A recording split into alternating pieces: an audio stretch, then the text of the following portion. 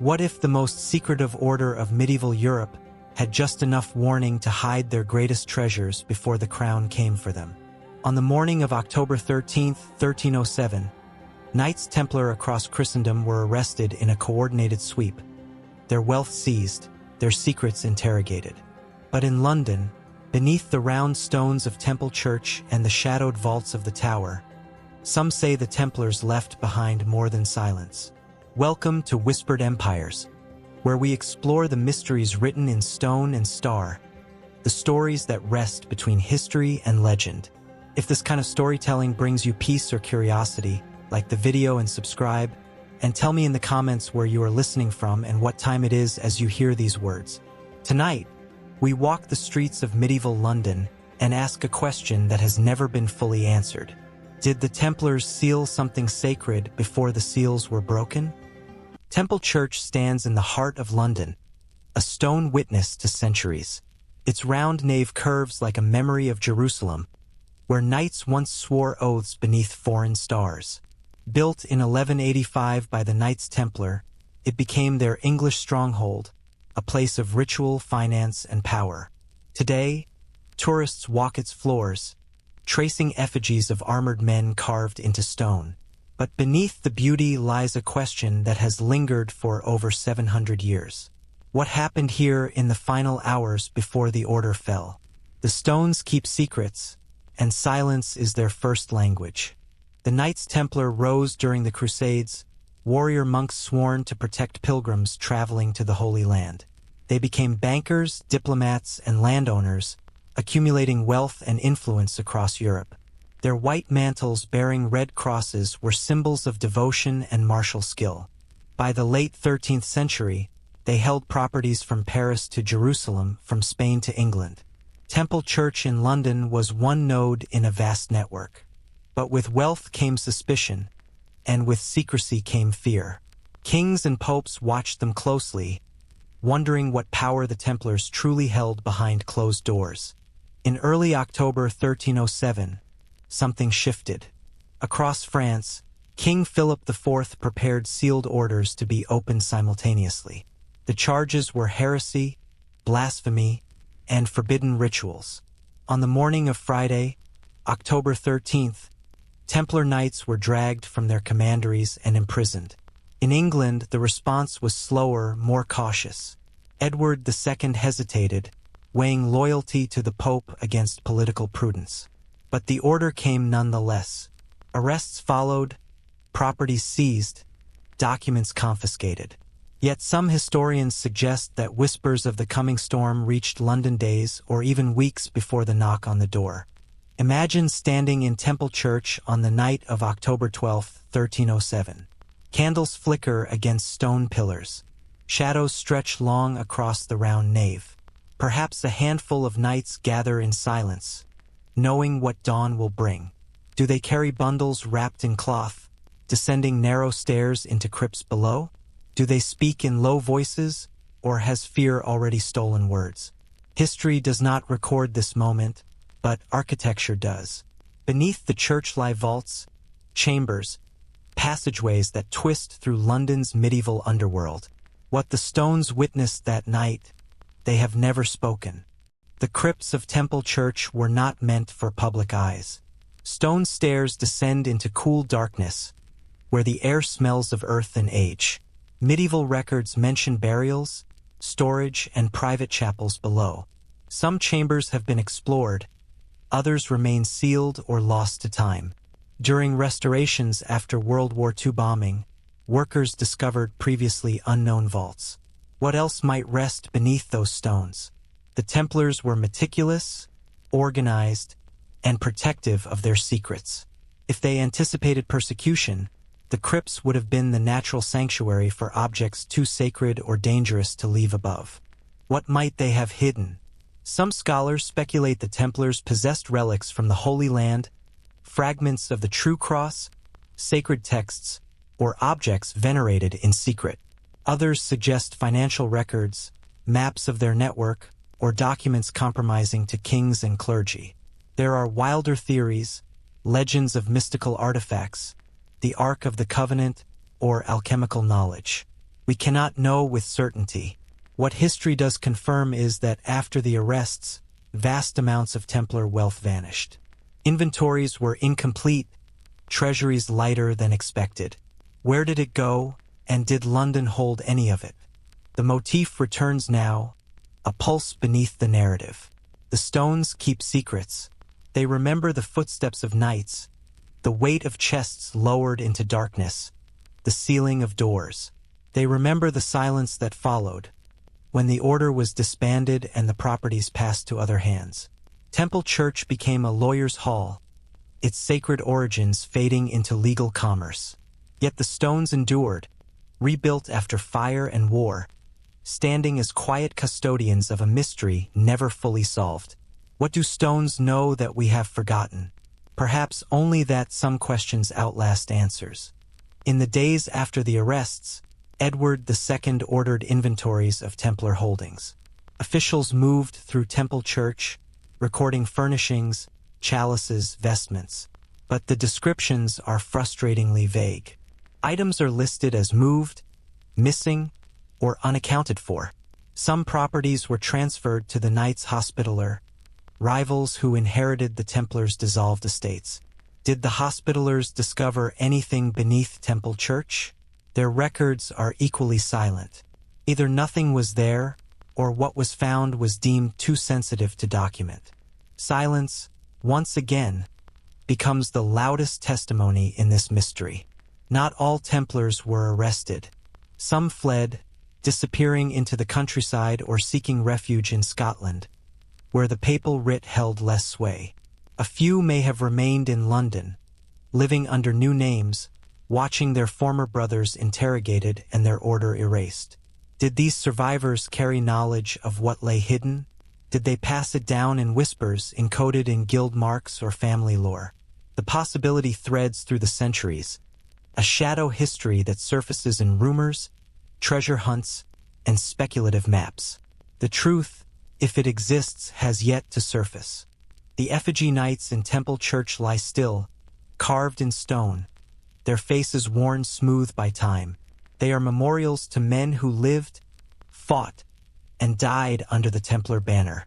Tourists photograph them, guidebooks name a few, but most remain anonymous, their identities lost. Beneath their stone bodies, could there be vaults, reliquaries, or chambers never opened? Archaeological surveys have been limited, constrained by the building's continued use and protected status. What rests beneath the effigies is still, in part, a matter of speculation. The stones, as always, keep what they know. What does it mean for a mystery to endure? It means the question remains alive, passed from generation to generation, each asking in turn what might have been. The Lost Templar Vault of London is not a treasure hunt, but a meditation on how power, faith, and knowledge collide in moments of crisis. It asks us to consider what people protect when everything else is taken. Not just gold, but meaning. Not just relics, but identity. Whether anything physical remains beneath Temple Church, the mystery itself has become a kind of inheritance, a story we keep telling. As we leave Temple Church tonight, we carry the question with us. Did the Templars hide something before the dawn arrests? Do symbols carved in stone point toward sealed chambers still waiting beneath London? History gives us fragments, architecture offers clues, and speculation fills the spaces in between. The stones keep secrets, and perhaps that is how it should be. Some mysteries invite us not to solve them, but to walk alongside them, honoring what was lost and what endures. In the next chapter, we will examine the geometry of faith itself, encoded in the very walls. The round nave of Temple Church is not a common design. Most medieval churches follow a cruciform plan, stretching east to west, symbolic of the cross on which Christ died. But Temple Church curves in a circle, echoing the Church of the Holy Sepulchre in Jerusalem, the site of Christ's tomb. The Templars built their churches this way deliberately, as pilgrims to sacred ground who carried its memory home. Circles have meaning in medieval theology and geometry. They represent eternity, perfection, the divine order that has no beginning or end. But do they also encode something more? In Jerusalem, the Church of the Holy Sepulchre was built over the site where Helena, mother of Constantine, believed she had found Christ's tomb in 326 CE. Its rotunda, the Anastasis, became a model for circular churches across Christendom. The Templars, who guarded the Holy Sepulchre during the Crusades, adopted this form for their commanderies. It was architectural devotion, a way of making every Templar church an echo of the holiest site on earth. But circles also appear in ancient sacred sites, Stonehenges, Celtic designs, pagan temples. Did the Templars recognize continuity with older traditions? Sacred geometry was not decoration for medieval builders. It was theology made visible. The circle, the square, the triangle, each shape carried meaning. A circle represented the heavens, infinity, the divine mind. A square symbolized the earth, the material world, stability. When combined, as in the circular nave joined to a rectangular chancel, they expressed the union of heaven and earth, spirit and flesh. Temple Church embodies this. Its round nave meets a Gothic chancel built later, creating a symbolic marriage of forms. Was this merely devotional architecture, or did the Templars encode knowledge into stone? Stand in the center of the round nave and look up. The eye follows columns to arches, arches to the ceiling, drawn upward in a spiral of stone. Medieval churches were designed to guide worshippers' senses, to lift the soul toward heaven through architecture. Sound behaves differently in circular spaces. A voice spoken at the center carries equally to all edges, creating acoustic unity. Did the Templars choose this form to enhance ritual, so that prayers and chants resonated with particular power? Or does the circle serve another purpose, a spatial map of celestial order? Some researchers have measured the dimensions of Temple Church and found proportions that echo musical intervals, the ratios that produce harmony. Others have noted alignments with solar events, the way light enters windows on certain feast days. These observations are documented but debated. Mainstream scholars see devotional intent and skilled craftsmanship. Others see encoded knowledge, perhaps inherited from Islamic architects the Templars encountered in the Holy Land, or from older Roman and Greek traditions. The question is not whether geometry is present, the question is whether it carries meaning beyond beauty. The Templars traveled widely. They fought alongside Crusaders, traded with Muslim scholars, and managed estates from Scotland to Sicily. They were exposed to architectural traditions from Byzantine domes to Moorish arches, from Romanesque solidity to early Gothic light. Temple Church reflects this synthesis. Its round nave is Romanesque, its later chancel Gothic, and some decorative elements hint at influences from the East. Could the Templars have absorbed geometric knowledge from Arab mathematicians, who preserved Greek texts lost to Europe? The possibility is intriguing, though evidence remains circumstantial. The stones, however, suggest synthesis. Geometry also appears in the layout of Templar properties across London. Researchers have mapped distances between Temple Church, the Tower of London, and Westminster Abbey. Some claim these sites form geometric patterns, triangles, or alignments that mirror celestial bodies or sacred ratios. Mainstream archaeology is skeptical, noting that cities grow organically and patterns can be found anywhere if one looks hard enough. Yet the Templars were surveyors and planners, skilled in land management and fortification. Did they position their holdings with intentionality beyond mere practicality? The question invites both scrutiny and wonder. In medieval thought, the cosmos was ordered. God was the divine geometer, and creation reflected mathematical perfection. This belief permeated art, music, and architecture. Cathedrals were built as microcosms, earthly reflections of heavenly order. The Templars, as warrior monks, existed at the intersection of martial discipline and mystical devotion. If they believed geometry was sacred, it follows they might encode it in their buildings. Not as secrecy for its own sake, but as worship, a way of aligning their work with divine will. Yet this raises another question. What knowledge did they deem too sacred to speak? The stones keep secrets, and perhaps the greatest secret is simply this: that medieval builders knew more than we often credit. That faith and knowledge were not opposed but intertwined. That a church could be both prayer and puzzle, devotion and diagram. Temple Church stands as testament to this dual nature. It is beautiful, functional, sacred, and mysterious. Walking its round nave today, one feels the weight of intention in every stone.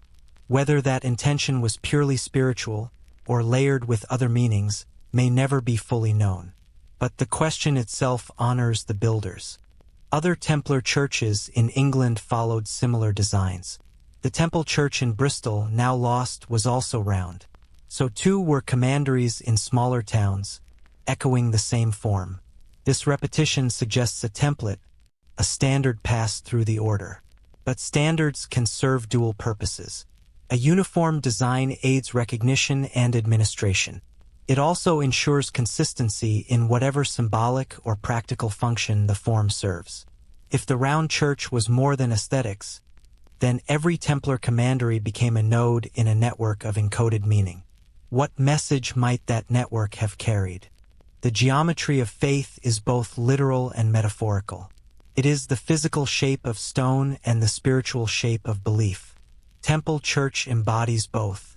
Its architecture guides the body through space and the soul through contemplation. Whether the Templars embedded further layers, maps or keys or knowledge, is a question that researchers continue to explore. Excavations are rare, constrained by heritage protections and practical concerns. But the building itself remains open, a text written in stone that anyone can visit and interpret. Some secrets are hidden, others simply wait to be read. As we step out of the round nave and into the light, the geometry continues. Streets curve, buildings rise, and the city itself becomes a kind of architecture. The mystery of what the Templars encoded in Temple Church is part of a larger question. How do we read the past when it speaks in shapes rather than words? In the next chapter, we return to that night of broken seals, reconstructing the events of October 13th, 1307, and asking what the Templars knew and when they knew it. The stones, as always, remember. October 13th, 1307, is a date that echoes through history. In France, sealed orders were opened at dawn. Templar knights were arrested simultaneously across the kingdom, dragged from beds, seized in chapter houses, their properties locked and inventoried. The operation was planned with military precision, orchestrated by King Philip IV and supported by Pope Clement V. But how does such a secret remain sealed? How do thousands of men, from officials to soldiers, hold silence until the moment of action? And if silence was imperfect, if whispers escaped, who might have heard them in time? King Philip IV of France was deeply in debt to the Templars. He had borrowed vast sums to fund wars and maintain his court. The Templars were not just warriors but bankers, managing wealth for kings, nobles, and the church. Some historians suggest Philip saw an opportunity to erase his debts and seize Templar wealth by destroying the order. The charges brought against them were grave: heresy, idol worship, obscene rituals. Whether these accusations held truth or were fabricated for political gain remains debated. What is certain is that Philip moved with ruthless efficiency. Pope Clement V, elected in 1305, was seen by many as sympathetic to Philip, even beholden to him. The papal seat had moved from Rome to Avignon, within French influence. When Philip demanded action against the Templars, Clement complied, though some scholars suggest he did so reluctantly. Papal bulls were issued, ordering arrests and investigations. Yet the timing varied by region. In France, the crackdown was immediate. In England, Edward II delayed, perhaps unconvinced or unwilling to move against an order he had known and relied upon. This delay may have been crucial. News traveled slowly in the medieval world, but it traveled. Merchants, pilgrims, messengers, and spies moved between cities and kingdoms. The Templars themselves maintained a communication network, sending letters and reports across their commanderies. If rumors of Philip's intentions circulated in Paris, they might have reached London within weeks. Ships crossed the Channel regularly, carrying goods and gossip. Did a warning arrive at Temple Church? Did someone, a sympathetic clerk or a Templar returning from France, bring word that the order was in danger? We do not know, but the possibility lingers. Imagine the hours before dawn on October 13th in London. If the Templars knew, what would they do? They were not ordinary men. They were trained, disciplined, and strategic. Panic would be replaced by action. Perhaps a few senior knights gathered in the round nave, speaking in low voices. Perhaps they moved quickly, removing items from altars, opening vaults, carrying bundles down into crypts. Time was short, decisions urgent. What do you save when everything is at stake? What do you hide, what do you destroy, and what do you leave for history to judge? Some researchers point to the inventories conducted after the arrests. In France, Templar treasuries were found partially emptied. Records mention items unaccounted for, coffers lighter than expected. In England, similar discrepancies appear. Officials noted missing plate, absent documents, vaults that seem to have been cleared recently. Could this be simple administrative error or evidence of preparation? If the Templars in London had even a day's warning, it would have been enough. Enough to move gold, enough to seal crypts, enough to scatter what was most sacred into hiding places across the city. The stones keep secrets, and on that night they witnessed something. Whether it was desperation or devotion, theft or preservation, we cannot say. But the absence speaks. The missing inventories, the sealed chambers, the cryptic carvings that appear in crypts beneath Temple Church. Symbols that some interpret as maps, others as prayers. Marks that could be Masons' signatures or coded messages. When an order with centuries of history faces dissolution, what becomes of its accumulated knowledge? Does it vanish, or does it go underground, waiting for a time when it can safely re-emerge? In the days following the arrests, Edward II sent officials to Temple Church. The master of the temple in England, William de la Moore, was taken into custody. He denied all charges of heresy, maintaining his innocence until his death in the Tower of London 4 years later. Other Templars were questioned, some tortured, though England was less brutal than France. Their testimonies vary, some confessing under duress, others refusing to speak. The records are fragmentary, biased, shaped by the politics of the moment. Truth and falsehood blend, leaving historians to parse shadows. Not all Templars were captured. Some fled, dissolving into the population or seeking refuge in regions where papal authority was weak. Scotland, under Robert the Bruce, was excommunicated and did not enforce the arrests. Portugal rebranded the Templars as the Order of Christ, allowing them to continue under a new name. In England, a few may have escaped into the countryside, becoming laborers, hermits, or quietly joining other orders. Did these men carry knowledge of what was hidden in Temple Church? If so, they took it to their graves or passed it in whispers. The Night of Broken Seals was not one night but many. It was the moment when an order that had lasted 2 centuries shattered, when vows were tested, and when secrets were either preserved or lost forever. Temple Church stands as a monument to that rupture. Its stones remember the vigil, the silence, the hurried footsteps. Whether treasures still lie beneath, or whether they were moved elsewhere, or whether they never existed at all, the mystery endures. What we know for certain is that something ended on October 13, 1307, and something else began. Historians continue to debate the fairness of the trials and the validity of the charges. Were the Templars guilty of heresy, or were they victims of a political conspiracy? The evidence is contradictory. Confessions extracted under torture, testimonies coerced, and defenses ignored. The Pope dissolved the order in 1312, but never formally condemned it as heretical. This ambiguity has fueled speculation for centuries. If the Templars were innocent, their persecution becomes a tragedy. If they held unorthodox beliefs or practices, the mystery deepens. Either way, what they hid, if anything, remains a question. As we leave this night of broken seals, we carry forward the weight of what was lost and the question of what was saved. The Templars vanished, but Temple Church remained. In the next chapter, we descend beneath the altar, into the crypts and vaults where architecture meets mystery, where the stones speak their quietest truths. If something was hidden on that October night, it would have been there, in the darkness below, waiting. The stones keep secrets, and it is time to search for what they might still hold. Beneath every medieval church lies another church, a shadow architecture of crypts, burial chambers, and foundations. Temple Church is no exception.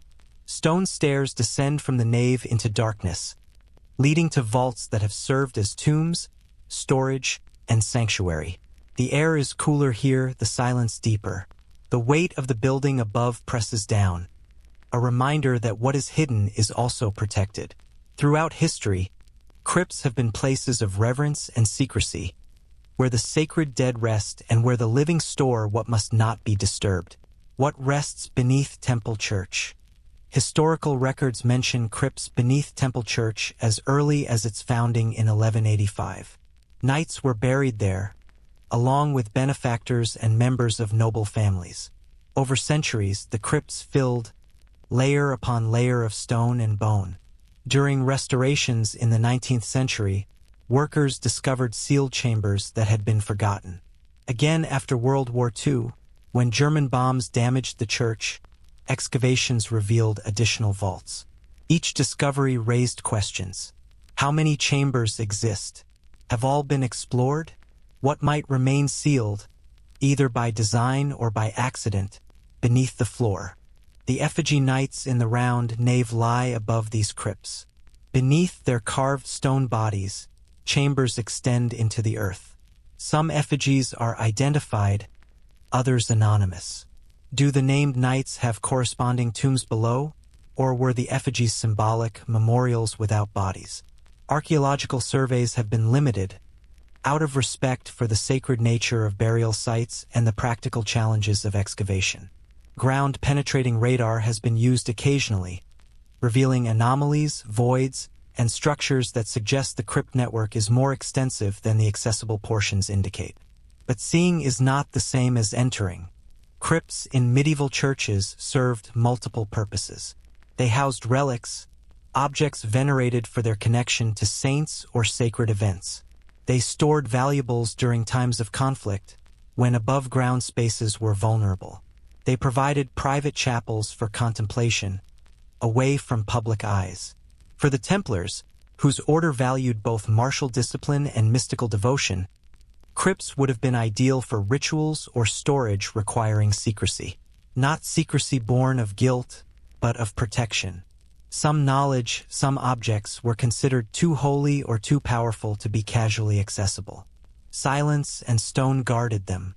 One chamber beneath Temple Church has been particularly noted by researchers. It is accessible, but only through narrow passages and low ceilings. The walls bear carved symbols, crosses, geometric patterns, and marks that some interpret as directional or instructional. Are these masons' marks the signatures of builders identifying their work? Or do they serve another purpose, guiding the initiated toward something deeper? The carvings are worn, difficult to date precisely. They could be original to the 12th century or added later, or even restored inaccurately during Victorian renovations. Ambiguity clings to every surface. In 1999, a documentary team was granted access to portions of the crypts. They filmed narrow passageways, low arches, and spaces barely large enough to stand. The footage shows stones fitted tightly, medieval construction still sound after centuries. But it also shows sealed doorways, walls that appear newer than surrounding stone, and sections where access has been deliberately blocked. Were these closures made for structural safety, or to prevent access to areas deemed sensitive? The church authorities cite conservation concerns. The stones are fragile, the weight of visitors a risk. but some see these explanations as incomplete. The stones keep secrets, and here beneath the altar, that motif takes physical form. Each stone was placed by hand, shaped and fitted by craftsmen who knew their purpose. The crypts are not random tunnels but designed spaces, intentional architecture. If the Templars wished to hide something, they had the skill and the access to do so. They could seal a chamber behind a wall, carve false doorways, or leave clues only recognizable to those trained to see them. The question is not whether they could, but whether they did, and if so, what remains unfound. There are stories, passed down through centuries, of tunnels connecting Temple Church to other sites in London. The Tower of London, just over a mile east, and Westminster Abbey, a similar distance west. Such tunnels would have been ambitious, requiring resources and secrecy. No hard evidence confirms their existence. Yet medieval London did have tunnels, sewers, and passageways, some still present beneath modern streets. Could the Templars have constructed or repurposed such routes? The practicality is debatable. The symbolism, however, is potent. A hidden network linking sacred sites, invisible threads beneath the city. In 1950, during post-war reconstruction, a worker discovered a small lead box buried beneath the crypt floor. Inside were parchment fragments, too damaged to read completely. Specialists examined them, finding traces of Latin text, possibly prayers or inventories. The fragments were archived, their contents never fully published. This discovery is documented but rarely discussed. It raises tantalizing questions. Was this a relic deposit, a time capsule, or evidence of something hidden hastily? The fragments could be mundane, records of donations or burial rites. Or they could be something more, a piece of the puzzle still locked away. Archaeological ethics limit excavation beneath active religious sites. Temple Church remains a functioning chapel, hosting services and events. Digging would disturb not only history but present use. This creates a preservation paradox. The best way to protect what might be hidden is to leave it undisturbed, but leaving it undisturbed means never knowing. Technology offers some solutions. Non-invasive surveys, radar, sonar, and thermal imaging can reveal structures without excavation. Yet these tools show shapes, not contents. They tell us where chambers are, not what they hold. The final answer requires opening stone, and that requires permission few are granted. What would it mean to find something beneath Temple Church? Gold would be historically significant, but not transformative. Documents might rewrite aspects of Templar history, but they would still be documents, subject to interpretation and debate. Relics would matter most to the faithful, less to skeptics. Perhaps the true treasure is not an object but an answer, confirmation that the Templars prepared for their fall, that they valued something enough to hide it, that they believed in continuity beyond their own dissolution. The mystery itself has become a kind of inheritance, a question we keep asking. As we ascend from the crypts, stone stairs leading back toward light, we carry the weight of what remains unknown. The vaults beneath Temple Church hold burials, memories, and perhaps more. Whether secrets rest there still, or whether time and circumstance have long since claimed them, the architecture itself speaks. It speaks of intention, of reverence, of belief that some things must be protected. In the next chapter, we turn our gaze toward the Tower of London, that royal fortress just down the Thames. What connections might exist between Templar and Crown? The stones, as always, remember. The Tower of London rises from the Thames like a stone crown, fortress and palace, prison and treasury. For 9 centuries it has witnessed coronations and executions, housed kings and captives, guarded the realm's most precious objects and most dangerous prisoners. The Templars knew the tower well. They managed royal finances, stored treasures within its walls, and negotiated with monarchs in its chambers. When the order fell in 1307, many Templars were imprisoned here, including William de la More, the last master of the Temple in England. What passed through these walls and what remains? The relationship between the Templars and the English crown was complex. Kings relied on Templar financial services, loans, currency exchange, and secure storage. The order functioned as an early international bank, trusted across borders. Edward I and Edward II both used Templar facilities to manage royal wealth. Yet this dependency created tension. Kings owed debts to the Templars, and some historians suggest this indebtedness made the order vulnerable. When Philip IV moved against the French Templars, Edward II faced a choice: support an order that served him or comply with papal and political pressure. He chose compliance.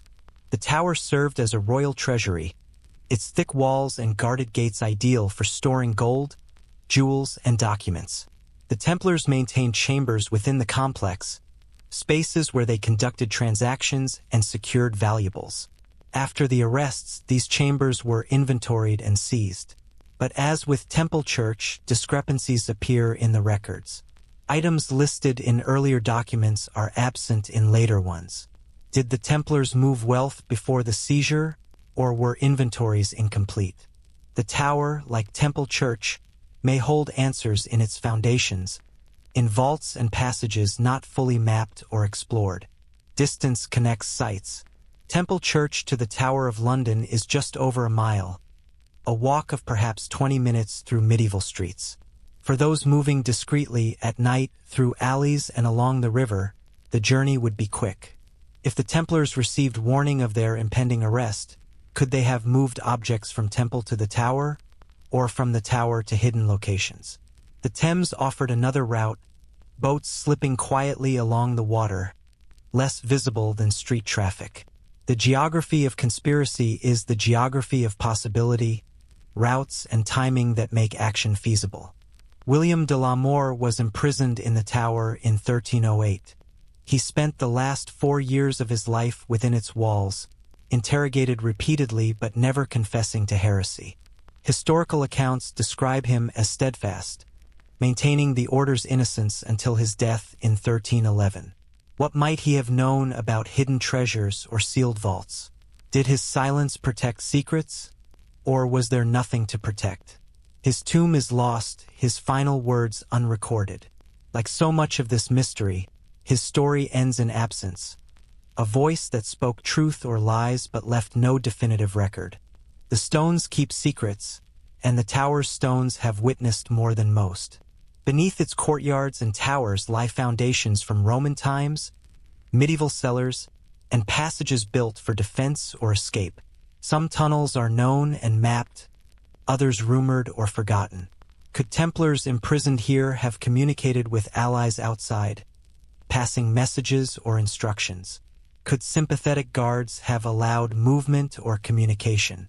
The tower was a place of control, but also of human complexity. Where there are walls, there are also cracks, and in those cracks, possibilities multiply. The tower also housed the royal menagerie, a collection of exotic animals gifted to the crown. Lions, leopards, and elephants lived in cages near the entrance, symbols of power and curiosity. This detail seems tangential, but it speaks to the tower's multifaceted nature. It was not merely a fortress but a theater of kingship, a place where the extraordinary was displayed and contained. The Templars, too, were extraordinary warriors and monks, bankers and mystics.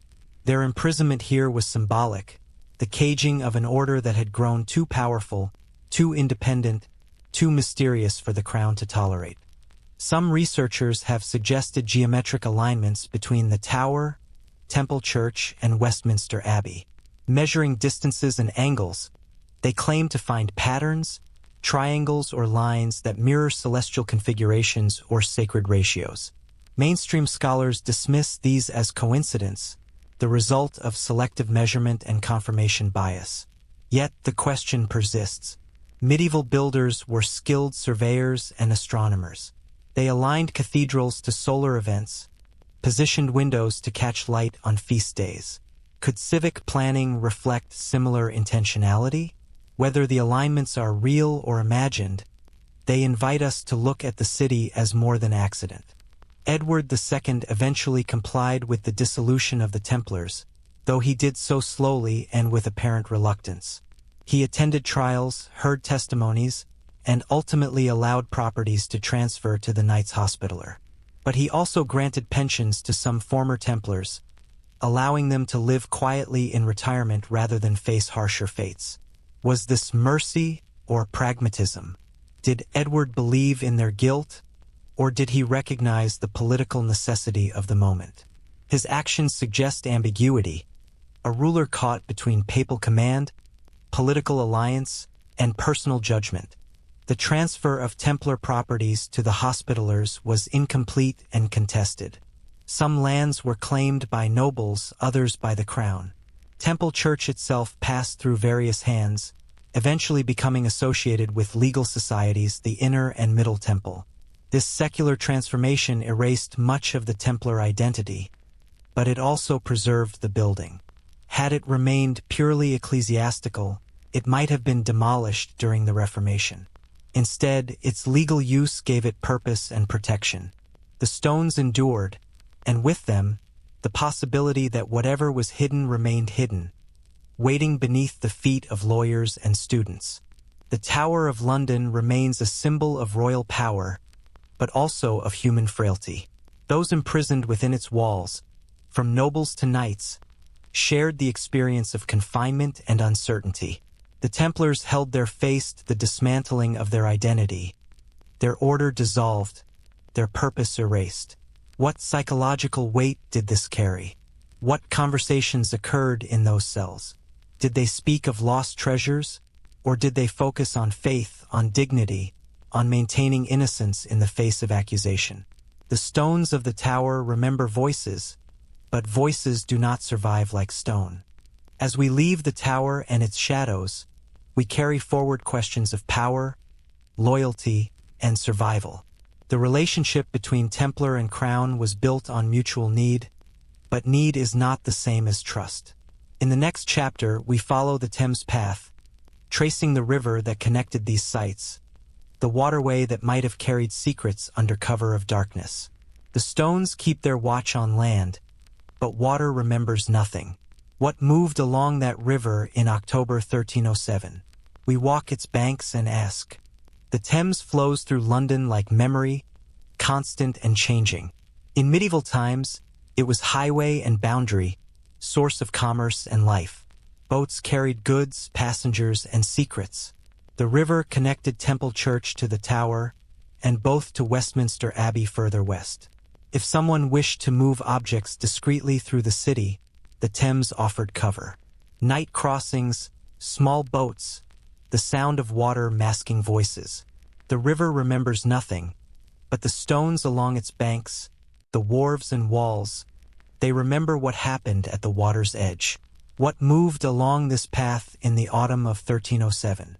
Medieval London's riverfront was crowded with wharves, warehouses, and landing stages. Merchants unloaded wool, spices, and wine. Fishermen brought catches to market. The Templars owned property along the Thames, including access to docks and storage. These facilities were part of their financial network, points where goods and money changed hands. After the arrests, these properties were inventoried like all others. But water leaves no record. A chest loaded onto a boat at midnight leaves no trail, no customs mark, no witness willing to speak. The Thames was both thoroughfare and void, a route that erased its own history. The Thames tides were stronger in medieval times, the river wider and less controlled than today. Boats had to navigate currents and shallows, timing their journeys to the tide. A crossing from temple to tower required knowledge of the river, skill, and caution. The Templars, as international operators, would have had experienced rivermen in their employ, men who knew the water's moods and could move cargo efficiently. If there was a warning, if there was time, these men would have been invaluable. But their names are lost, their work unrecorded, like the water they traveled. There are legends, passed through centuries, of Templar gold moved by river on the night before arrests. Some say boats slipped downstream toward the sea, carrying wealth to ships bound for Scotland or Portugal. Others claim treasure was moved upstream, hidden in countryside estates or buried in fields. Evidence for these stories is thin, mostly folklore and speculation. Yet folklore often preserves kernels of truth, events remembered imperfectly but not invented whole. The Thames connects London to the wider world, to coasts and trade routes.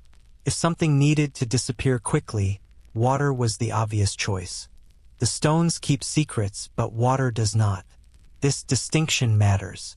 Temple Church and the Tower are fixed, their crypts and vaults waiting for discovery. The Thames is motion, its currents carrying away all trace. If the Templars used the river, they chose erasure over preservation. This suggests a different priority, not hiding something to be retrieved later, but dispersing it permanently. Or perhaps the river was one route among many, part of a larger strategy that combined hiding, moving, and destroying. Multiple approaches to the same problem: how to protect what matters when time is running out. Downstream from the tower, the Thames widens toward the sea. Medieval ships docked at ports like Greenwich and Gravesend, loading and unloading cargo. The Templars had connections across Europe, their network extending to France, Spain, Portugal, and the Holy Land. A ship departing London in October 1307 could reach friendly ports before news of the arrests spread widely. This assumes coordination, planning, and resources. It assumes the Templars had agents willing to act, captains willing to take risks. Possible but unproven. The river leads to the sea, and the sea to 1,000 destinations, each one a question mark. Upstream from Temple Church, the Thames curves past Westminster Abbey and continues into the countryside. Royal estates, monasteries, and manor houses line the riverbanks. The Templars owned properties along this route as well, commanderies and farms that supported their London operations. Could wealth or documents have been moved upstream, hidden in rural locations less likely to be searched? The countryside offered space and anonymity, but also distance from protection. A sealed crypt in London has the weight of stone and secrecy. A buried chest in a field has only earth and hope. Both strategies have merit, both carry risk. The riverbanks themselves hold archaeology. Excavations along the Thames have uncovered medieval wharves, coins, pottery, and tools. In 2002, a metal detector hobbyist found a small bronze seal near Temple Stairs, a landing point near Temple Church. The seal bore a Templar cross. It was authenticated and studied, then archived. A small object easily lost, easily dismissed as coincidence. But it was found at the water's edge, at a point where Temple and Thames meet. Does it signify anything beyond a lost item? Perhaps not. But in a mystery built on absence, every fragment matters.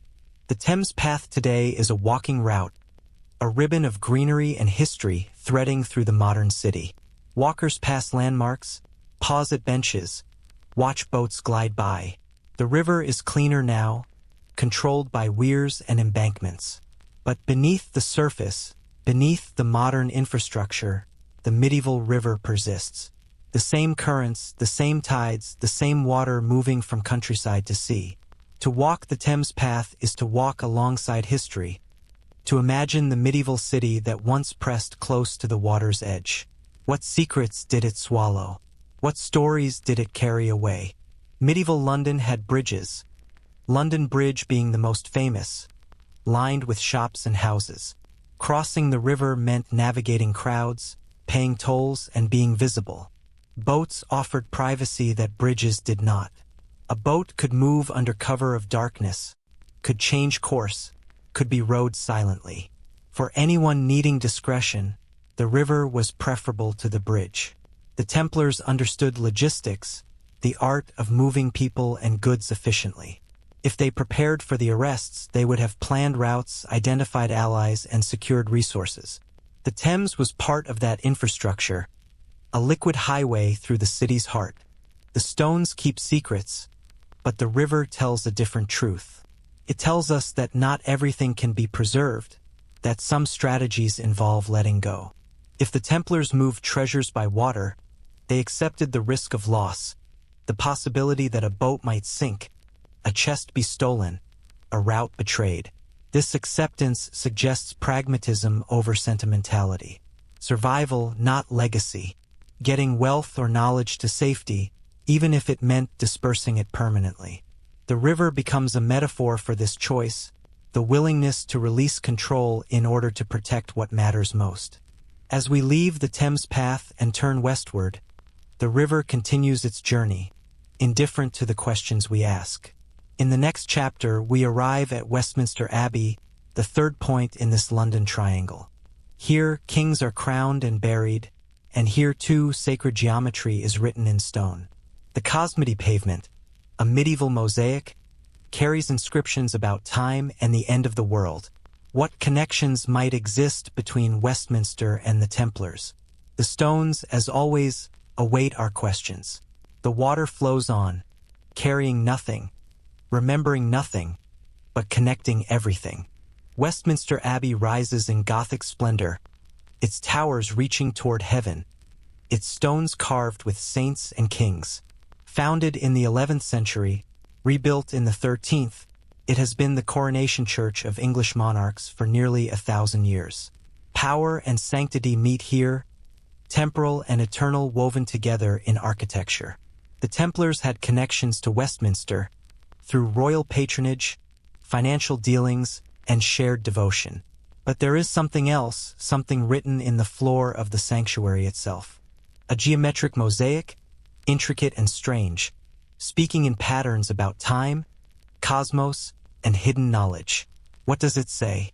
The Cosmody pavement lies before the high altar, a circular mosaic of colored stones and glass. Italian craftsmen, summoned by Henry III in 1268, created it using techniques from Rome and Byzantium. The design is complex, circles within circles, geometric patterns spiraling inward. At the center, an inscription in Latin once declared the pavement revealed the measure of time and the end of the world. Much of the inscription is now worn away, but records preserve its meaning. The pavement was not merely decoration but a theological statement, a map of cosmic order laid in stone and glass. Cosmody work takes its name from the Cosmody family of Roman mosaicists, though many guilds practiced the technique. It involves cutting stones, marble, glass, and porphyry into precise shapes and fitting them into patterns of extraordinary complexity.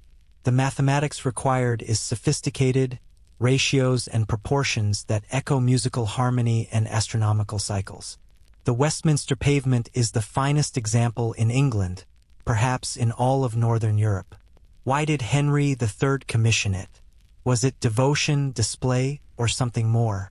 Did the design encode knowledge, calendars, or prophecy as some inscriptions suggest? The pavement's inscription, reconstructed from medieval records, speaks of cycles. It describes the lifespan of the world in symbolic terms, using numbers that some interpret as astronomical periods or alchemical sequences. The text references the end of all things, a moment when time completes its pattern and the cosmos returns to its source.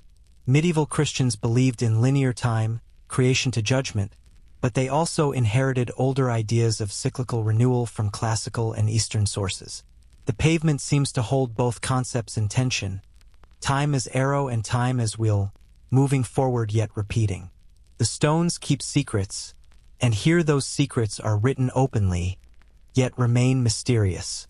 The pavement is visible to anyone who visits Westminster Abbey, yet its full meaning eludes easy interpretation. Scholars debate whether the numbers in the inscription are literal or symbolic, whether they calculate actual dates or serve as metaphors for divine order. The Templars, who valued geometry and number as expressions of the sacred, would have understood this pavement. Did they visit it, study it, incorporate its principles into their own buildings? The question connects disparate sites through shared language of pattern and proportion. Westminster Abbey was also a royal treasury and archive. Documents, charters, and regalia were stored in its vaults. The Templars, as financial managers for the crown, would have had access to or knowledge of these holdings. After the arrests, Templar properties near Westminster were seized and inventoried. Did interactions between Templars and Abbey officials leave traces, documents recording transactions or discussions? Most medieval records are lost or fragmentary, but some survive in archives. Researchers continue to find references in account books and royal writs, small mentions that suggest the depth of connection between order and institution. Some researchers have mapped distances between Westminster Abbey, Temple Church, and the Tower of London, finding what they claim are geometric alignments. The distances form ratios that echo sacred proportions, the golden section, musical intervals, or astronomical measurements. Skeptics note that with enough points and enough creativity, patterns can be found anywhere. Yet the idea persists because medieval builders did use geometry intentionally. Cathedrals were oriented east, their dimensions calculated according to principles inherited from Roman and Greek architecture. Could civic planning reflect similar consciousness? The question is whether pattern equals intention, coincidence, or design. Henry III, who commissioned the Cosmedy pavement, was a contemporary of the Templars at their height. He supported their activities, granted them privileges, and relied on their financial services. His devotion to Westminster Abbey was profound. He rebuilt it in Gothic style to rival French cathedrals and to honor Edward the Confessor, whose shrine lies behind the high altar. The pavement sits directly in the path between entrance and shrine, a threshold that worshippers and pilgrims must cross. Was this placement symbolic? A reminder that approaching sanctity requires passing through understanding of cosmic order? The pavement was covered for centuries, protected by carpets and later by wooden boards, visible only on coronation days. In 2010, after extensive restoration, it was unveiled permanently, allowing visitors to see its full complexity for the first time in generations. The restoration revealed details previously hidden: the precision of cutting, the variety of stone sources, the skill required to fit thousands of pieces into seamless pattern. It also confirmed what historians suspected, that the pavement was intended to be read, its geometry a text for those trained to interpret. What knowledge did it preserve or transmit? Westminster Abbey has crypts and vaults like Temple Church and the Tower. Beneath the sanctuary floor lie royal tombs, from Edward the Confessor to Elizabeth I. Medieval kings and queens rest in stone sarcophagi, their effigies carved above. The abbey also has undercroft spaces, used historically for storage and as workshops. Could the Templars have hidden anything here, in a place of royal and ecclesiastical power? It seems unlikely, yet the connections, financial, spiritual, geometric, suggest Westminster was part of the Templar world. If secrets were dispersed, Westminster might have held a piece of the puzzle. The stones keep secrets, and Westminster's stones speak of power, faith, and the passage of time. The Cosmedy pavement is a bridge between earth and heaven, mathematics and mystery, human craft and divine order. Whether the Templars drew inspiration from it, or contributed to its conception, or simply recognized a kindred vision, the pavement stands as testament to medieval belief that knowledge could be beautiful, that pattern was prayer. In a mystery built on fragments, the pavement is a rare, complete text, waiting to be fully read, its message encoded in geometry and stone. As we leave Westminster Abbey, its towers receding behind us, we carry questions westward. The London sites, Temple, Tower, Westminster, form a triangle of stone and story, each holding pieces of the Templar mystery. But the network extended beyond the city, into the countryside and across the sea.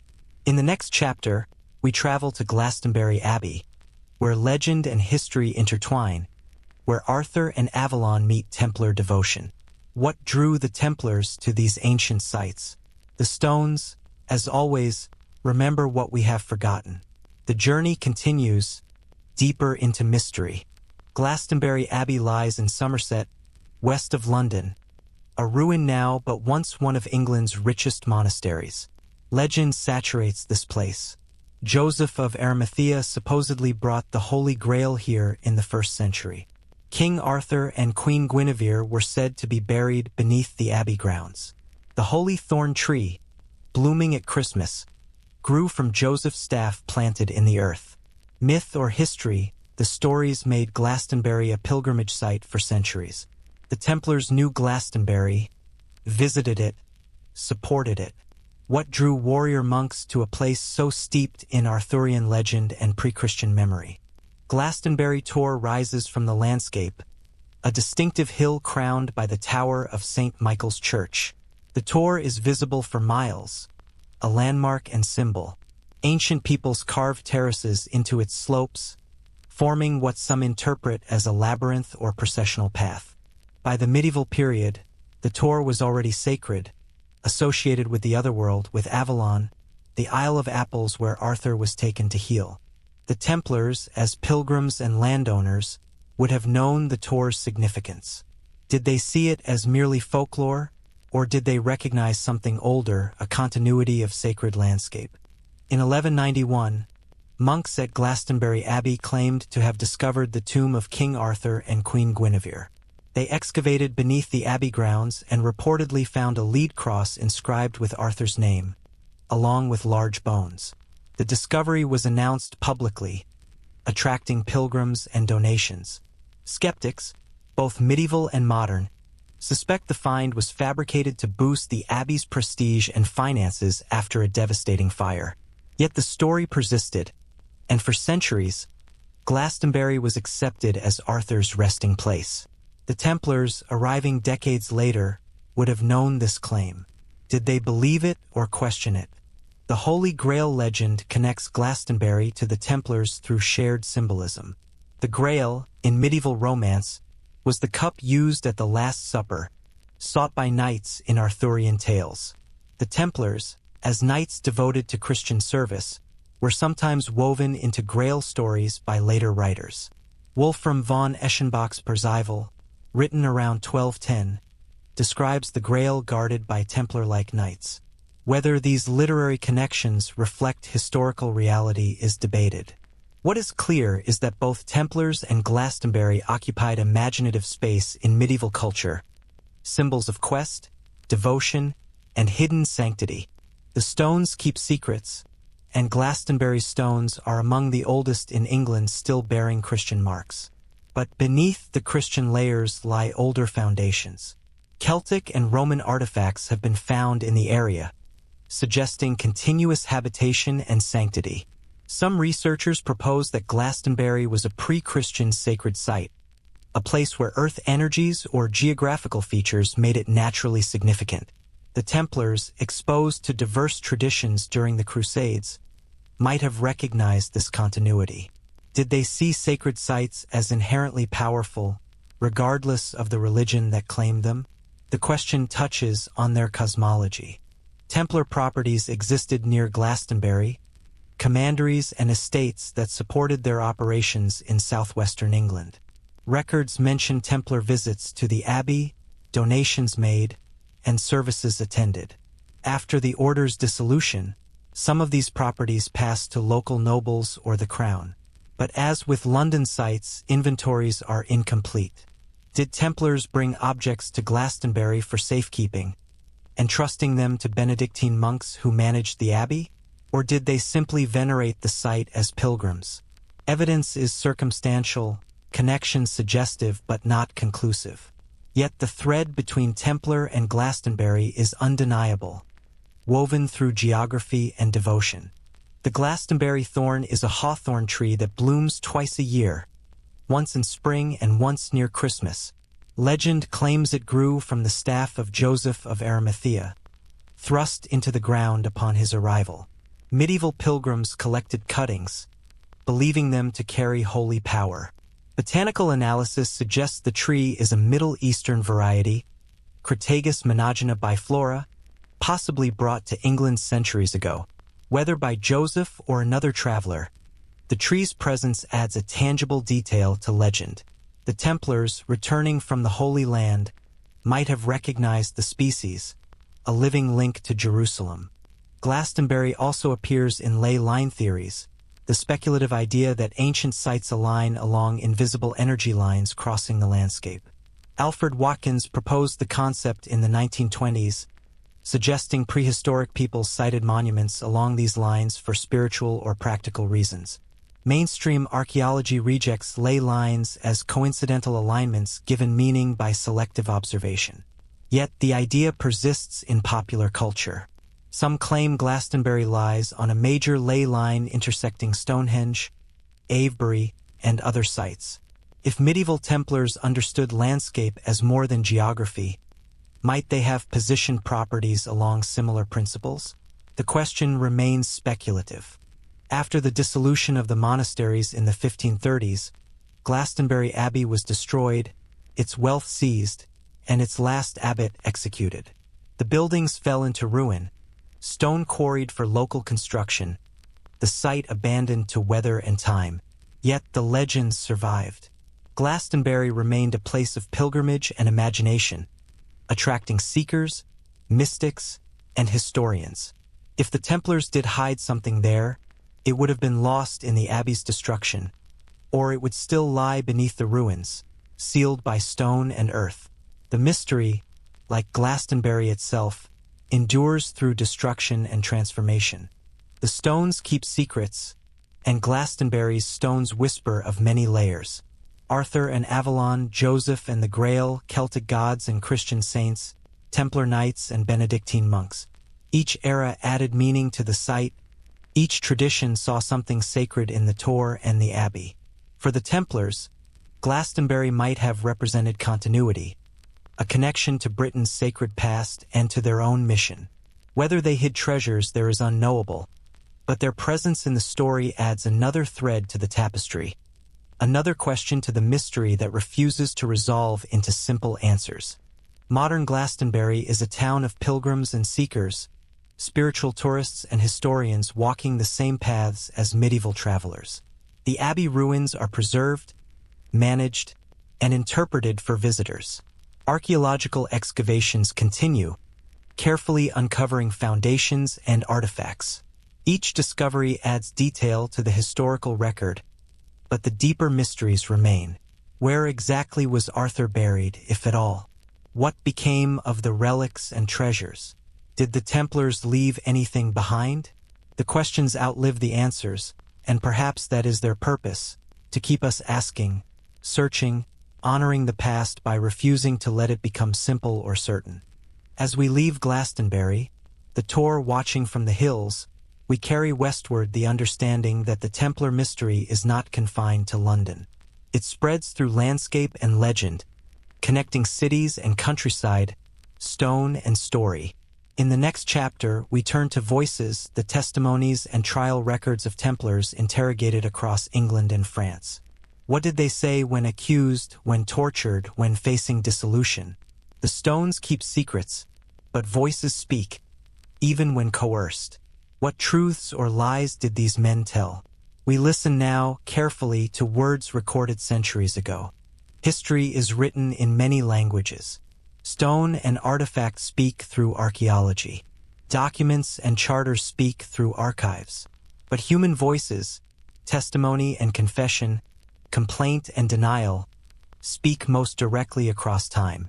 When the Templars were arrested in 1307 and after, they were interrogated. Questions were asked, answers recorded, and these transcripts survive in papal and royal records across Europe. The voices are filtered through scribes, translators, and torturers, yet they remain the closest we can come to hearing what the Templars themselves said. What did they claim? What did they deny? What did they confess under duress? In France, where persecution was harshest, Templars were tortured systematically. The rack, burning feet, thumbscrews, and other methods extracted confessions of heresy, idol worship, and obscene rituals. Accused knights admitted to spitting on the cross, denying Christ, and worshipping a head called Baphomet. These confessions were used to justify the order's dissolution. Yet many Templars later recanted, claiming they confessed only to stop the pain. When torture ceases, can the words spoken under it be trusted? Medieval and modern courts struggle with this question. The voices from France are tainted by violence, their truth unknowable. In England, interrogations were less brutal but still coercive. Edward II hesitated to use torture extensively, perhaps unconvinced of the charges or wary of alienating his own knights. English Templars denied the accusations almost universally. William de la More, the master of the Temple in England, maintained his innocence until his death in 1311. Other knights gave similar testimony, asserting their devotion to Christ and the Church. These denials were recorded, filed, and largely ignored. The English voices are clearer, less distorted by torture, but they carried no weight against the papal decree that had already decided the order's fate. The charges against the Templars were specific and shocking. They were accused of initiation rituals that included spitting on or trampling the cross, worshipping an idol or head, engaging in indecent kisses, and practicing sexual acts. Some accusations mentioned denying Christ, saying the crucifixion was a fraud. These claims, if true, would constitute grave heresy. But where did they originate? Some historians trace them to earlier accusations against other groups, stereotyped charges recycled for political purposes. Others suggest the rituals were real but misunderstood, symbolic acts taken out of context. The voices give conflicting answers, shaped by fear and expectation. The stones keep secrets, but voices sometimes reveal more than intended. In testimony, patterns emerge. Many Templars denied the main charges but admitted to minor irregularities, business dealings that bent rules, rivalries within the order, or lapses in discipline. These admissions suggest human imperfection rather than heresy. The order was vast, its members diverse, and like any institution, it had flaws. But imperfection is not conspiracy. The voices tell us the Templars were men, not myths, subject to pride, greed, and error, but not necessarily guilty of the monstrous crimes alleged against them. Some Templars spoke of secrets, but not the secrets their accusers expected. They mentioned initiation oaths sworn in private, rituals conducted behind closed doors, and knowledge shared only among senior members. These were described as devotional practices, prayers, and meditations meant to deepen faith.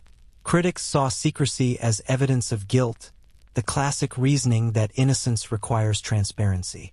But mystery traditions, esoteric knowledge, and inner circles existed throughout medieval Christianity, from monastic orders to mystical movements. Secrecy alone does not prove heresy. The voices suggest the Templars valued privacy, but privacy is not proof of wrongdoing. A few voices spoke of objects. One Templar in France mentioned a head, kept in a reliquary and venerated during certain ceremonies. Descriptions varied. Some said it was a skull, others a carved image, still others a painting. The name Baphomet appears in confessions, though its meaning remains obscure, possibly a corruption of Muhammad, or a symbolic name for wisdom. Modern scholars debate whether this head existed or was invented under torture. If it existed, was it a relic, an idol, or simply an object of veneration misunderstood by accusers? The voices provide description without clarity, detail without resolution. The papal commission that examined Templar testimony in 1310 heard contradictory accounts. Some Templars confessed, others denied, still others remained silent. The commissioners noted inconsistencies, the same man saying different things on different days, testimony changing after consultation with fellow prisoners or after threats of renewed torture. This instability undermined the reliability of confessions, yet the commission proceeded toward dissolution anyway. The voices, in their confusion and contradiction, reveal the impossibility of extracting truth through coercion. What the Templars actually believed or practiced remains obscured by the very process meant to expose it. Persecution destroyed clarity along with the order. A few Templars spoke of preparations before the arrests. One testified that senior knights had been uneasy in the months before October 1307, that meetings were held in private, and that some property was moved or secured. This testimony is fragmentary, recorded briefly and without elaboration. It could refer to legitimate business, routine management of estates and finances, or it could suggest foreknowledge, preparation for the storm that was coming. The voices do not provide enough detail to distinguish between ordinary operations and deliberate concealment. Ambiguity, once again, is the only certainty that survives the records. The stones keep secrets, and sometimes voices become stone, hardened into official record and filed away. The trial transcripts are historical documents, preserved in archives in Paris, London, Rome. Scholars translate them, analyze them, debate their meaning. Each generation of historians approaches the voices with new questions, new methodologies, new theories. The voices themselves do not change. They remain fixed in medieval Latin and French, but our interpretation evolves. What seemed clear evidence of guilt to 14th century inquisitors looks like coerced testimony to modern readers. The past speaks, but we decide what it says. Some voices vanished entirely. Not all Templars were arrested or interrogated. Those who fled, who escaped into Scotland or Portugal or simply disappeared into rural England, left no testimony. Their silence is absolute. Not the silence of secrets kept, but the silence of absence. These men carried knowledge, stories, perhaps even physical objects from temple church or other commanderies. Where they went and what they carried remains unknown. The voices we hear are only those captured by the persecutors. The voices that escaped are lost to history, present only as gaps in the record, as unanswered questions. As we step away from these voices, recorded and preserved yet still mysterious, we carry forward the understanding that testimony is never simple truth. It is shaped by circumstance, power, and survival. In the next chapter, we turn to symbols, the seals, carvings, and iconography the Templars left behind. If voices were unreliable, perhaps images speak more clearly. The two knights on one horse, the geometric patterns in temple church, the crosses carved in stone. What did these symbols mean to those who made them? The stones, as always, await our interpretation. Symbols speak a language older than words. They compress meaning into image, transmitting ideas across time and culture. The Knights Templar used symbols deliberately on seals, banners, buildings, and documents. The most famous is their seal, two knights riding a single horse. Interpretations vary. Some see it as representing poverty, brothers sharing resources. Others suggest partnership, duality, or esoteric meaning. The Templars themselves left no explanation, or none that survives. The seal appears on thousands of documents, official and ordinary, yet its precise significance remains debated. What did the image mean to those who stamped it into wax? The red cross on white mantle was the Templars' most visible symbol. Pope Eugenius III granted them this emblem in 1147, distinguishing them from other military orders. The cross was simple, bold, instantly recognizable on battlefields and in courts. It signified crusading devotion, martyrdom, and the blood of Christ. But geometric crosses appear in many traditions, from Celtic Christianity to Byzantine iconography. Did the Templars see their cross as purely Christian, or did they recognize its presence in older sacred designs? The question touches on how medieval people understood symbols, as unique or universal, exclusive or shared across traditions. Geometric patterns appear throughout temple church and other Templar sites. Circles, squares, triangles, spirals, all arranged with mathematical precision. These are not random decoration but intentional design. Medieval builders knew geometry as sacred science, inherited from Greek mathematicians and Roman engineers, preserved and expanded by Islamic scholars. The Templars encountered geometric art in the Holy Land, in mosques and palaces where pattern expressed divine order without representational imagery. Did they adopt these principles, integrating them into Christian architecture? The stone carvings suggest they did, creating spaces where geometry functioned as theology, shape as prayer. The stones keep secrets, and sometimes those secrets are written in plain sight. Masons' marks appear on stones throughout temple church, simple symbols, crosses, stars, letters, or abstract designs. Officially, these marked the work of individual craftsmen, allowing payment and accountability. But some researchers suggest deeper meaning, that certain marks functioned as codes, directions, or indicators of hidden features. Mainstream historians dismiss this as romantic speculation. Yet the marks are real, carved deliberately, and their full purpose may have included both practical identification and symbolic communication. The truth, as often, may lie between extremes, mundane and mysterious together. The Templar cross appears in variations across their properties. Some crosses have equal arms, others have arms that flare at the ends, forming a cross petit. Some are simple, others ornate. Color varies too, red most commonly, but also black or gold depending on context. Each variation might signify rank, region, or function within the order, or they might simply reflect artistic choice and available materials. Decoding these variations requires comparing examples across Europe, looking for patterns that suggest system rather than randomness. The work continues, each cross a data point in a larger symbolic language. Seals also featured architectural elements. Some Templar seals show the Dome of the Rock in Jerusalem, the Islamic shrine that stands on the Temple Mount.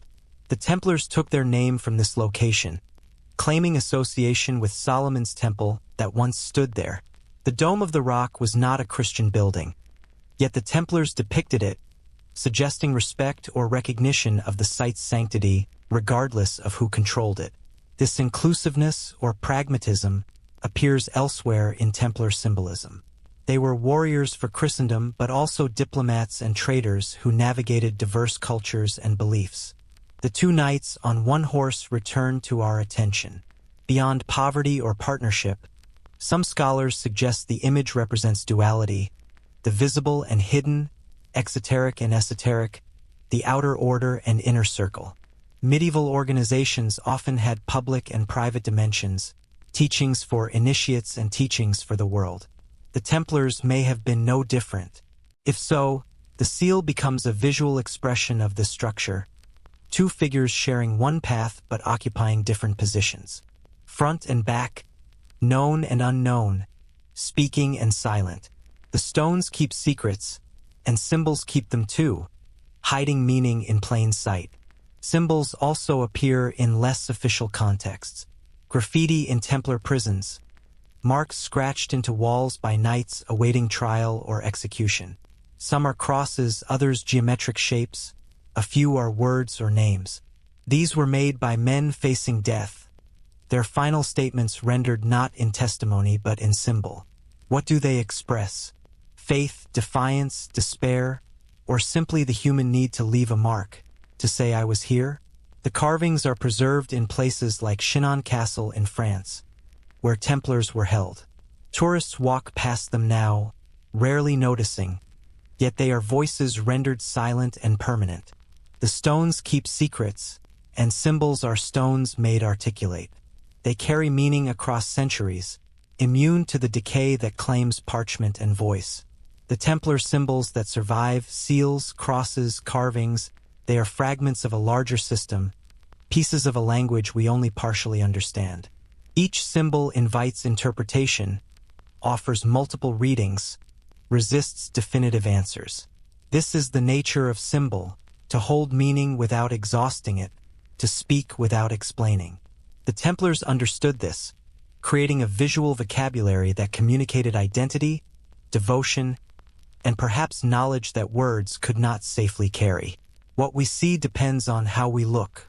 Modern researchers use digital tools to analyze Templar symbols. Scanning, measuring, comparing across databases. Patterns emerge, statistical correlations, geographic distributions. Some symbols cluster in certain regions, others appear universally. This data-driven approach complements traditional interpretation, offering quantitative support for qualitative insights. Yet symbols resist pure analysis.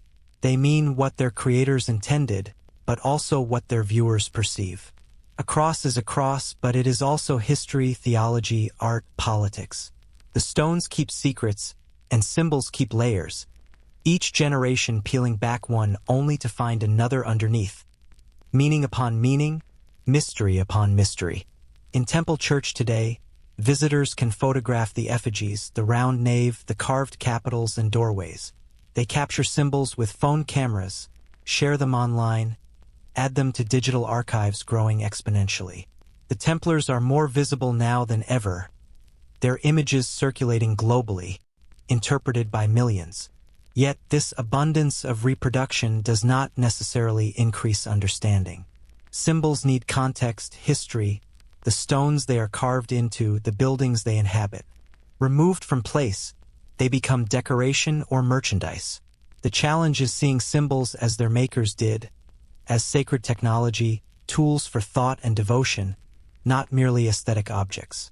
As we step back from symbols, their meanings still unfolding, we prepare to return to Temple Church itself.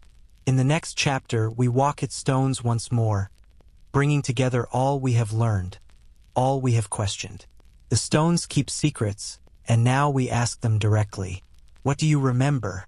What do you still hold? We listen in the round nave where knights once prayed, where arrests were made, where symbols were carved and mysteries were sealed. The motif reaches its fullest expression. The stones remember, and we are ready to hear what they have to say. We return to Temple Church as if arriving for the first time. The round nave curves in stone silence, each column a witness to centuries. The effigies lie still, their carved faces smoothed by time and touch. Outside, London moves with traffic and commerce. But inside, the stones hold a different time, a deeper rhythm. The stones remember. They remember the knights who built them, the prayers spoken beneath their arches, the night of broken seals when history turned and an order fell. We walk slowly, listening for what survives beyond documentation, beyond proof, in the memory held by stone itself. The stones remember construction, the 12th century when Templar wealth and vision raised these walls. Master masons directed laborers, cutting limestone, shaping arches, fitting each piece with precision that required no mortar in some joints. The work was devotion, paid labor and sacred craft together. The round nave was deliberate, echoing Jerusalem, creating space where ritual could resonate. Centuries of building knowledge went into these stones: Roman engineering, Norman solidity, Gothic aspiration. The stones remember the hands that shaped them, the minds that designed them, the faith that demanded their existence. They stand because they were made to endure. The stones remember prosperity, when the Templars managed royal finances and held properties across England. Temple Church was not merely a chapel but a center of power, where kings met with knights, where documents were signed and sealed, where wealth moved through accounts kept in careful script. The round nave hosted ceremonies, initiations, and masses. The crypts below held burials and storage. The complex thrived, a node in a network stretching across Christendom. The stones witnessed this golden age, when the order seemed invincible, when their future appeared secure. They remember what came before the fall. The stones remember the night of broken seals, October 1307, when everything changed. We have circled this moment throughout our journey, approaching it from different angles, through trial records and geographic routes, through symbols and testimonies. Now we stand in the space where it happened, where knights made choices under the weight of approaching doom. Did they carry bundles down narrow stairs? Did they seal chambers, carve final messages, whisper prayers for preservation? The stones do not speak in words, but their silence is not empty. It is heavy with what they witnessed and will not reveal. The stones remember arrests, soldiers entering at dawn, demanding entry, seizing knights who lived here. Confusion, fear, resistance, or resignation. The complex was inventoried, its contents recorded and removed. The order was dissolved, and Temple Church passed into other hands. Yet the stones remained. They could not be arrested, could not be made to confess, could not be moved or destroyed. Their solidity became their protection. While the order vanished, the architecture endured, sheltering whatever secrets were sealed within or beneath it. The stones remember being abandoned by one purpose and claimed by another, yet remaining fundamentally unchanged. The stones keep secrets, and perhaps the greatest secret is resilience. Temple Church survived the dissolution of the Templars, the Reformation when monasteries fell, the Great Fire of London in 1666, and German bombs in World War II. Each disaster threatened its destruction. Each time it was rebuilt, restored, preserved. The round nave that stands today contains stones from the original 12th century construction, medieval work that has endured 8 centuries.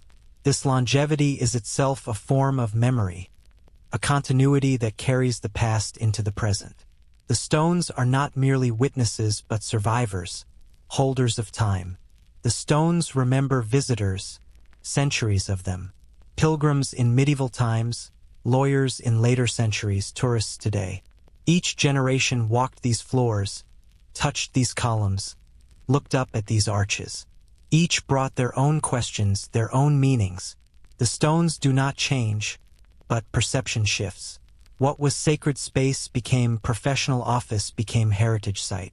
Yet the geometry remains constant, the proportions unchanged. The stones offer stability in a world of interpretation, a fixed point around which understanding circles. They remember all who came, all who wondered, all who sought something in this place beyond the visible. The motif reaches its fullness here. The stones remember what we have forgotten or never knew. They remember conversations held in whispers, decisions made under pressure, objects placed and sealed, prayers spoken in languages dead or transformed. They remember the weight of chests lowered into crypts, the sound of doors closing, the silence that followed. They remember because they were there, immobile and attentive, passive yet present. What they remember, they hold without judgment, without distortion. They are the most honest witnesses, incapable of lying but equally incapable of volunteering testimony. We must ask, and even then, interpretation is ours alone. If we could make the stones speak, what would they say? Would they confirm hidden vaults, sealed chambers, treasures still waiting beneath London? Or would they tell us that the mystery is simpler, that the Templars were men who faced persecution with dignity, who protected what they could but ultimately surrendered to history? The stones do not answer these questions directly. They offer only their presence, their endurance, their willingness to be studied and wondered about. The mystery they hold is the mystery we bring to them, our need for lost knowledge, hidden truth, continuity with a past that seems more certain than our present. The stones remember, and in remembering, they teach. They teach that some questions outlast answers, that mystery can be more valuable than certainty, that the past is never fully knowable but always worth approaching with humility and curiosity. They teach that institutions rise and fall but architecture can endure, that power is temporary but beauty and craft have longer lives. They teach that secrets are not always sins, that privacy is not necessarily deception, that what is hidden may be hidden for reasons we no longer understand but should respect. The stones are teachers, patient and silent, waiting for students ready to learn. We stand in the round nave, completing the circle. Our journey has taken us through London and westward to Glastonbury, through trial records and geometric patterns, through voices and symbols. We have asked what the Templars hid and why, what their sudden fall meant, what traces remain. The stones have answered not with facts but with presence, offering themselves as evidence of continuity, resilience, and the possibility that some mysteries are meant to remain mysteries. Not because truth is unknowable, but because the search for truth is itself the point, the journey more valuable than any single destination. As we prepare to leave Temple Church, the stones remain. They will stand here long after we are gone, witnessing new generations of seekers and skeptics, believers and scholars. The Lost Templar Vault of London, whether it exists or not, has given us something valuable. It has given us a way to think about history as living mystery, about the past as a conversation partner rather than a closed book. In the final chapter, we reflect on what this journey has meant, what questions remain, and what it means to carry mystery forward. The stones remember, and so will we.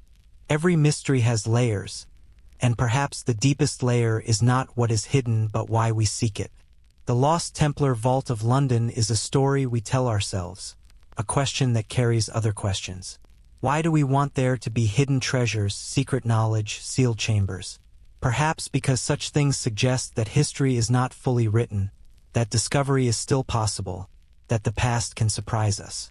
The mystery invites us to see the familiar, a church, a city with fresh eyes, to imagine what lies beneath the surface we walk every day.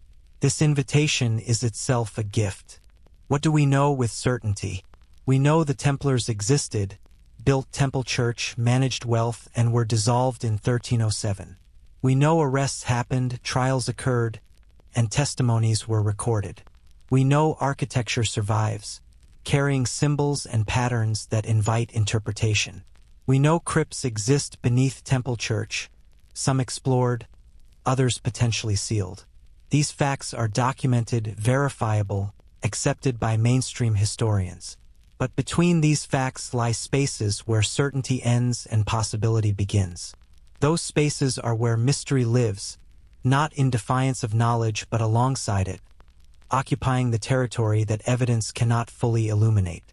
Some mysteries are solved, and the solution diminishes them. A treasure is found, catalogued, and becomes museum inventory rather than legend. But some mysteries resist solution, not because evidence is lacking but because the question is larger than any answer could satisfy. The Templar mystery is this kind. Even if every crypt were opened, every document translated, every testimony verified, questions would remain. Why did it happen? What did it mean to those who lived it? How do we honor their experience without claiming false certainty? These are not historical questions but human ones, and they survive any discovery. The stones keep secrets, and we have honored that throughout this journey. We have not claimed to know what cannot be known. We have presented evidence and speculation honestly, distinguishing between fact and theory, between mainstream history and alternative interpretation. This honesty is itself a form of respect for the past, for the audience, for the complexity of truth. The Templar story deserves this care because it matters, not just as historical curiosity but as a meditation on power, faith, persecution, and survival. The story we tell shapes how we understand our own time and its mysteries. Sealed in silence, the motif completes itself. What the Templars sealed in October 1307, if anything, remains sealed. Not necessarily in crypts or vaults, though those are possible, but sealed in time, in the boundary between then and now, in the gap between what happened and what we can prove. Silence is not always absence. Sometimes silence is protection, preservation, a refusal to be reduced to spectacle. The Templars have been silent for 7 centuries, yet their story persists, carried not by confession or revelation, but by architecture, symbol, and the questions we continue to ask. What if the real treasure is the question itself? What if the Templars, knowingly or not, left us not gold or relics but something more valuable? The challenge to think historically, to question official narratives, to imagine what might lie beneath surfaces we take for granted. This is not to romanticize mystery for its own sake, but to recognize that engagement with the unknown is intellectually and spiritually valuable. The search for the Lost Vault has generated scholarship, archaeology, art, and conversation. This productivity of mystery is itself a legacy, one that continues to enrich those who encounter it. The stones remember, and their memory is longer than ours. They remember ice ages and Roman roads, Saxon settlements and Norman conquest, centuries before the Templars and centuries after. Our human stories are brief against this geological time. Yet the stones honor our stories by holding them, by providing continuity across generations. Temple church stones do not distinguish between the importance of one prayer and another, one century and the next. They hold all equally, democrats of memory. What we make of that memory is our choice, our interpretation, our responsibility. The stones offer, we receive, and meaning emerges in that exchange. If you visit Temple Church today, you will see tourists with cameras, lawyers walking to offices, perhaps a choir rehearsing for service. You will see worn stone effigies, the curve of the round nave, light through Gothic windows. You will not see, with physical eyes, the mysteries we have explored. But if you pause, if you imagine, if you bring curiosity to the space, you might feel something. A sense of depth, of layers, of stories accumulated like sediment. The stones do not announce their secrets, but they do not hide their presence. They are available to those who look, who wonder, who ask. The lost Templar vault of London may never be found. Or it may be found tomorrow, during renovation or excavation, a chamber opened after 7 centuries. Either outcome is possible. If found, the discovery would rewrite certain historical details, confirm or refute theories, and create new questions. If never found, the mystery endures, serving a different purpose, reminding us that history is incomplete, that some knowledge is lost, that the past keeps its own counsel. Both possibilities honor the Templars, recognizing their capacity for action, their right to privacy, their humanity in facing persecution with whatever dignity they could muster. The stones keep secrets, and we have walked alongside them, not demanding revelation but appreciating presence. We have traveled from Temple Church to Tower to Westminster to Glastonbury, through trials and symbols, voices and geometry. We have asked hard questions and accepted uncertain answers. This journey has not solved the mystery, but it has deepened our relationship with it. We understand the Templars better, not as legends but as medieval people navigating impossible circumstances. We understand London better, seeing its stones as texts recording centuries of human choice and consequence. We understand mystery better, recognizing its value and its limits. What remains sealed remains sacred, in a sense. Not because it is holy, though it may be, but because it is protected from our modern need to explain, categorize, and consume. The silence of the sealed vault, real or metaphorical, offers resistance to total knowledge. It suggests that some things are better honored through question than through answer, through imagination than through exposure. This is not anti-intellectual. It is recognizing that knowledge has limits and that those limits are not failures but features.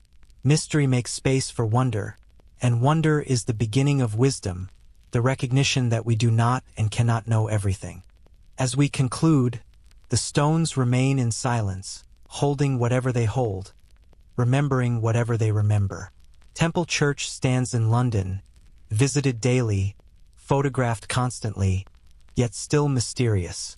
The Templars vanished 7 centuries ago, yet their presence lingers in architecture and legend, in the questions we ask and the stories we tell.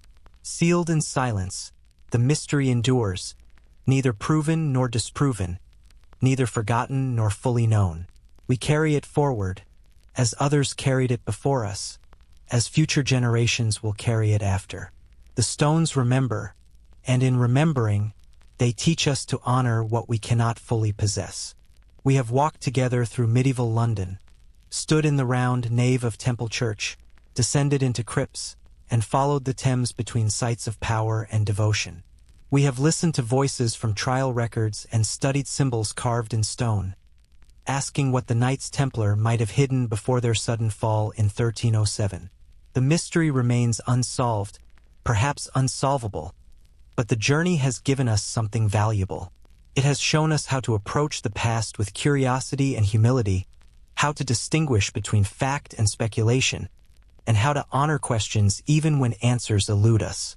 The stones keep secrets, and in their silence, they teach patience, resilience, and respect for the complexity of history.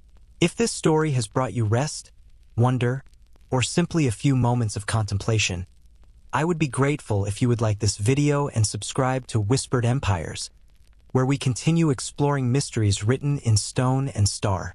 Tell me in the comments what intrigues you most about the Templar mystery. Is it the possibility of hidden treasures, the geometry encoded in their architecture, or simply the human story of an order that rose and fell so dramatically?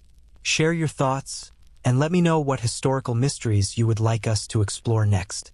Until then, may you walk with questions and find beauty in what remains unknown.